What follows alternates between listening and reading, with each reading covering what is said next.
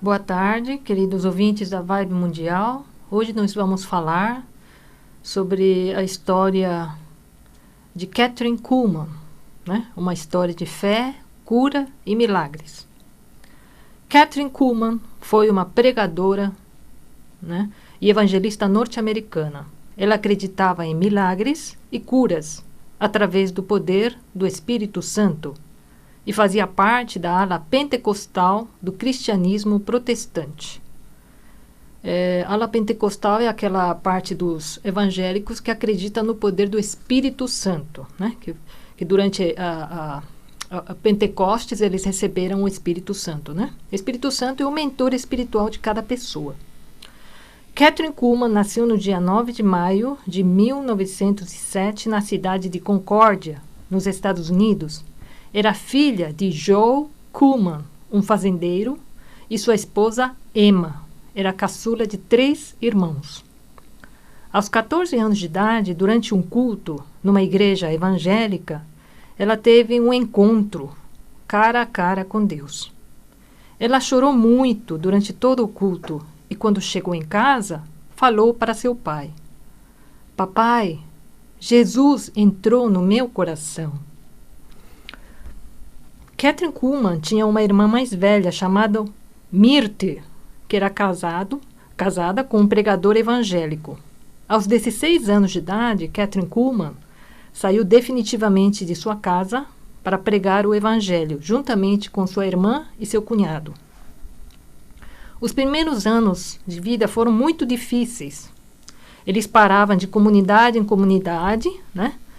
Montavam suas tendas de nylon e realizavam cultos evangélicos.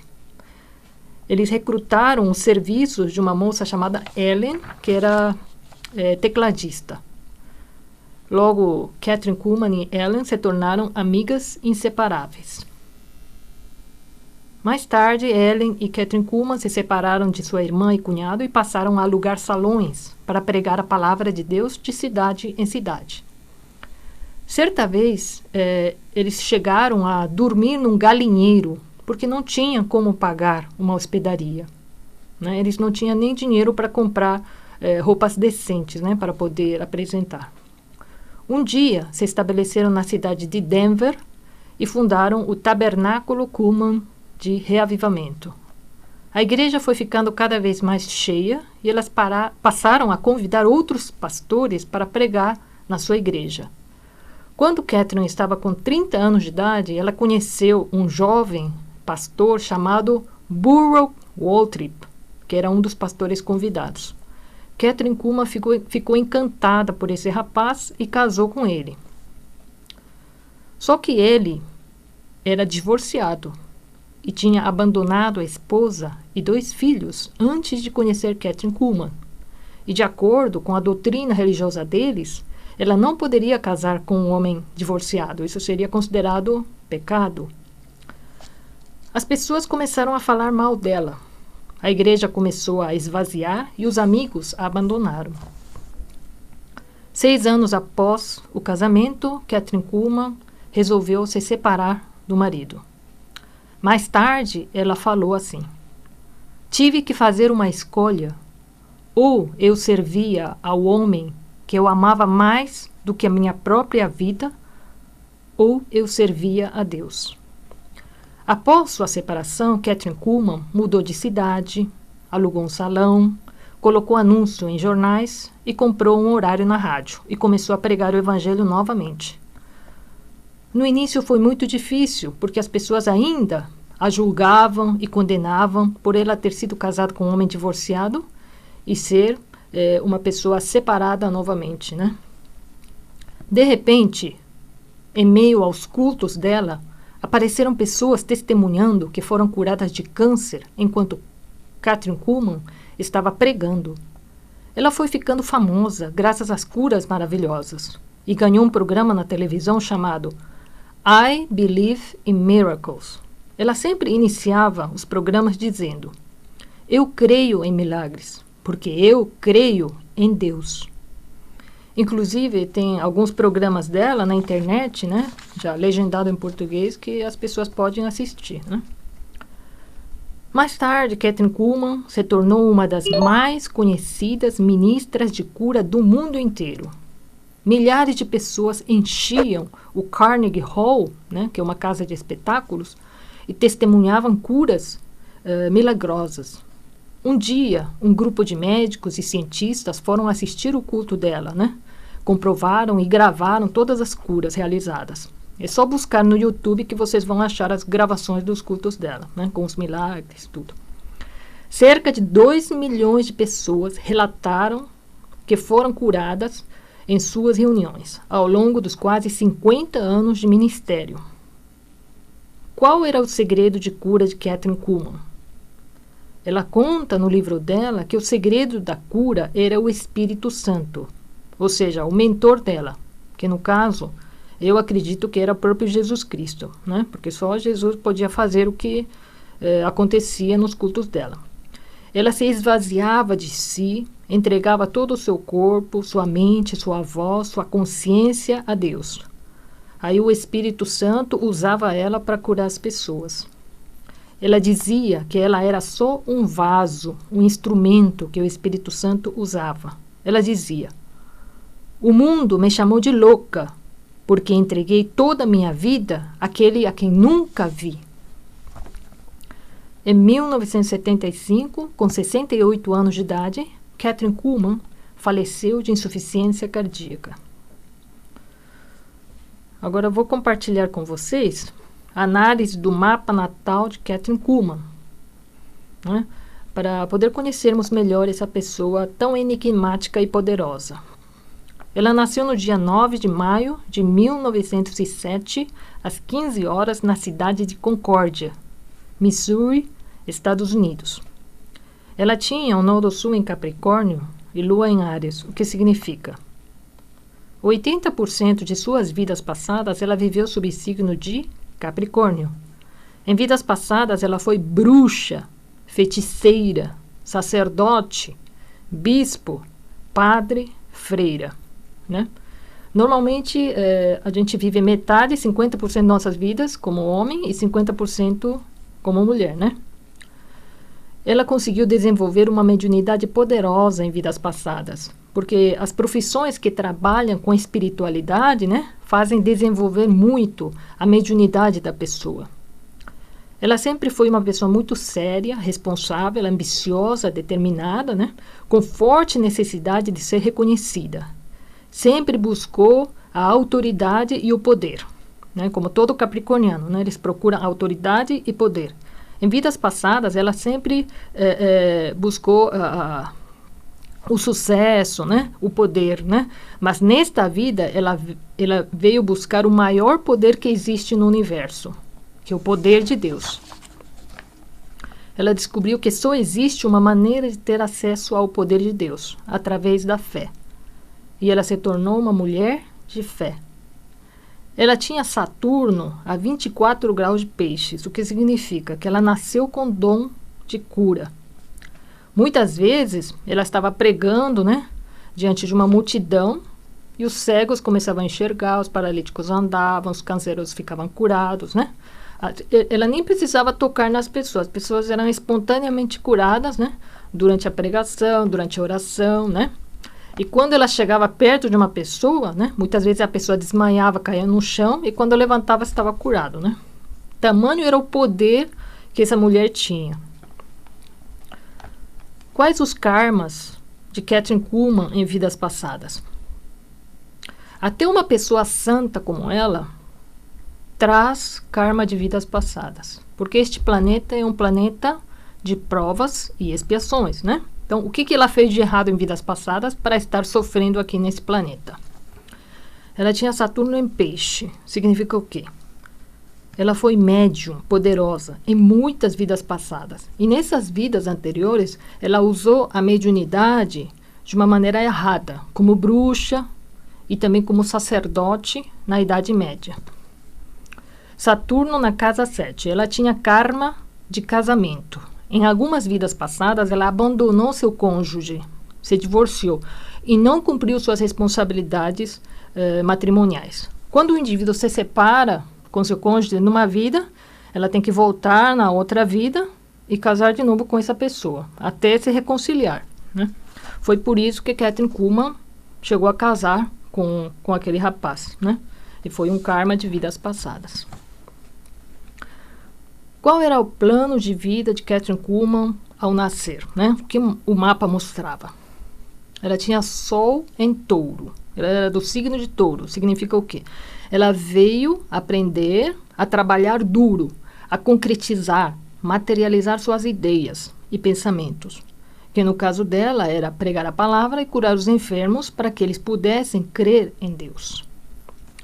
Tinha medo de ser em Gêmeos. Ela veio para ensinar, comunicar, transmitir a mensagem de Deus para os homens. Ela, de fato, pregou a palavra nas igrejas, na rádio, na televisão e ensinou a palavra para milhões de pessoas. Ela tinha nó do norte em Câncer, né? O que ela precisava atingir espiritualmente? Como em vidas passadas, ela viveu muito focada no poder, no sucesso, né? E no trabalho. Nesta vida, ela veio para olhar para as emoções, amar, cuidar, nutrir as pessoas. Ela veio para mergulhar fundo nas emoções. De fato, ela viveu como uma mãe, né? Ela curou os doentes, alimentou as pessoas com a palavra e amou cada criatura como se fosse um filho. Então a gente percebe que, de fato, quando uma pessoa segue as orientações do seu mentor espiritual ou do Espírito Santo, consegue seguir todo o plano que está no mapa, ser uma pessoa bem-sucedida e realizada, né? Agora eu vou falar algumas frases, né, que ela deixou para nós. O que ela pensava, o que ela dizia, né? Você nunca poderá desvencilhar-se de suas dificuldades, a menos que tome sobre si as dificuldades dos outros. O homem foi criado para entregar-se a um poder superior a ele mesmo. Ou seja, se você não for dominado por Deus, então você será dominado pelas coisas, pelo dinheiro ou por espíritos inferiores. Se você tiver fé, nada será impossível.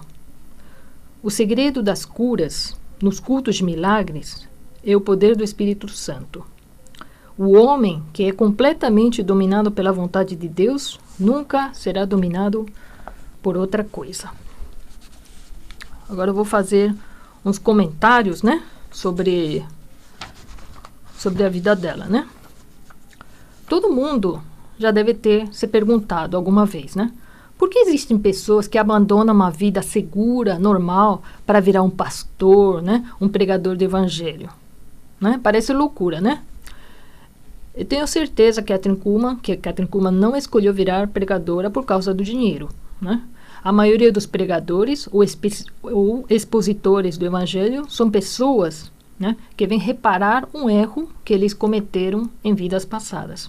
Geralmente, eles são pessoas que já tiveram muita mediunidade em vidas passadas, mas a usaram de maneira errada, servindo de instrumento para espíritos inferiores. Por quê? A mediunidade é uma disposição orgânica específica, né? Muitas vezes hereditária, que torna o indivíduo intermediário entre o mundo espiritual e o material. O médium é um canal entre os vivos e os mortos. E como tudo funciona na base da afinidade, né, vamos atrair espíritos de acordo com o nível evolutivo, né? Como somos todos cheios de imperfeições no começo da nossa caminhada evolutiva, normalmente todo médium iniciante acaba atraindo espíritos imperfeitos para assediá-lo, e à medida que o médium evolui, né, e fica livre das imperfeições, ele vai sendo purificado para servir de canal para espíritos mais elevados. Quanto mais endividado ou quanto mais velho é o espírito da pessoa, ele tem mais karma e, portanto, mais obsessores.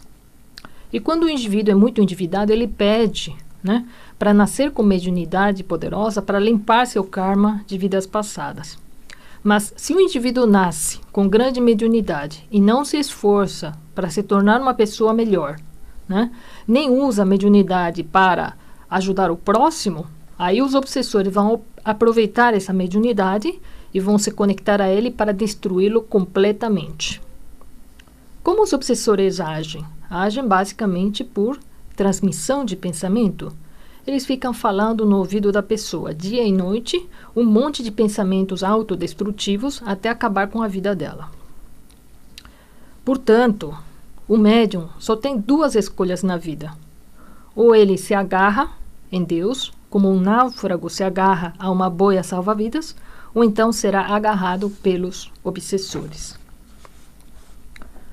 Quando fazemos regressão a vidas passadas de doentes mentais, a maioria deles são médiums altamente endividados que estão na mão de obsessores. Suicídio, depressão, anorexia nervosa, bulimia, transtorno bipolar, esquizofrenia, transtorno obsessivo, todas essas doenças têm obsessores agindo por trás. E durante a regressão, nós podemos descobrir todas essas histórias que estão por trás, né, dessa doença. São histórias de horror e de terror, né? Dá até para escrever um livro de horror, né?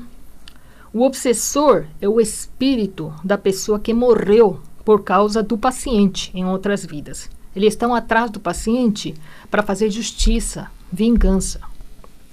Eu tive um paciente que era esquizofrênico grave. Ele não comia, não tomava banho, ficava ouvindo vozes, falava coisa com coisa, né? Em muitas vidas passadas, ele foi militar, soldado, chefe de tribos, que participou de muitas guerras, matou um monte de gente. Os espíritos dessas pessoas mortas estavam perseguindo ele dia e noite, falando no ouvido dia e noite, não deixando ele dormir. Aí o que acontece? O cara fica louco, o cara não dorme e fica louco, né?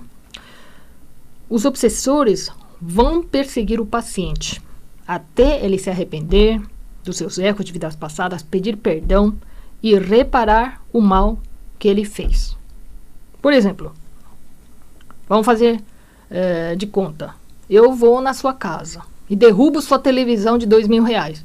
Não adianta eu acender vela, chorar, ir para a igreja, né? Não adianta nada. Eu tenho que fazer um cheque de R$2.000 para você comprar uma televisão nova. Ou então tem que comprar e trazer a televisão igualzinha. Não adianta eu chorar, gritar, né? Fazer simpatia, né? Não adianta. A gente tem que reparar, né? Então, como podemos reparar o mal que fizemos em vidas passadas? Tem que fazer o contrário do que a gente fez em vidas passadas. Quando você pratica o mal, isso cria uma antimatéria que gruda no seu perispírito e ela só pode ser tirada através do bem que você pratica. Por exemplo, se o indivíduo matou muita gente em vida passada, tem que salvar vidas, tem que virar médico, enfermeiro ou bombeiro. Não tem outro jeito. Se o indivíduo foi rico e deixou gente pobre morrer de fome e não ajudou, vai ter que voltar para dar emprego, ou então tem que voltar como professor para ensinar o outro a ganhar dinheiro. Tem que fazer caridade. Se o indivíduo foi, né, padre da Santa Inquisição e fez as pessoas se afastarem de Deus, tem que pregar a palavra e trazer essas pessoas para Deus novamente, né? Então, a gente tem que saber o que a gente fez de errado e tem que fazer exatamente o contrário. A maioria dos pastores ou trabalhadores de centros espíritas de hoje, né, foram participantes da Santa Inquisição em vidas passadas. Ou então eram bruxas, né, usaram mediunidade para o mal. Então, está tentando reparar, né? Vejamos o exemplo do famoso médium de cura de Abadiânia. Eu tenho certeza, ele foi sacerdote na Idade Média em muitas vidas passadas. Veio com o karma de levar as pessoas para Deus, através do seu dom de cura. Mas o que aconteceu com ele? O indivíduo se deixou levar pelos desejos da carne. Em Tiago 1,14 está escrito: cada um é tentado quando atraído e engodado pela própria concupiscência. Depois, havendo a concupiscência concebido, dá luz a pecado, e o pecado consumado gera a morte. Traduzindo, Se você escolher fazer a vontade da sua carne, você vai errar feio. E se você errar feio, vai se separar de Deus. E os obsessores vão te pegar. A história desse médium famoso é idêntica à história de Sansão da Bíblia. Sansão foi escolhido para ser juiz e salvador de Israel. Ele tinha um poder sobrenatural. Ele foi capaz de matar 1000 pessoas sozinho com as próprias mãos. Mas se deixou levar pela paixão por Dalila. Entregou o segredo dele para ela. Ela vendeu ele aos filisteus por 20 moedas de prata. Eles cortaram o cabelo dele e arrancaram os olhos dele. Acabou a vida dele. Se o médium deseja uma vitória completa na sua vida, ele precisa se submeter 100% à vontade de Deus. Como fez Chico Xavier, como fez Kathryn Kuhlman, tem que ser 100% de Deus. Porque se o desejo da carne prevalecer na sua vida, então ele será derrotado.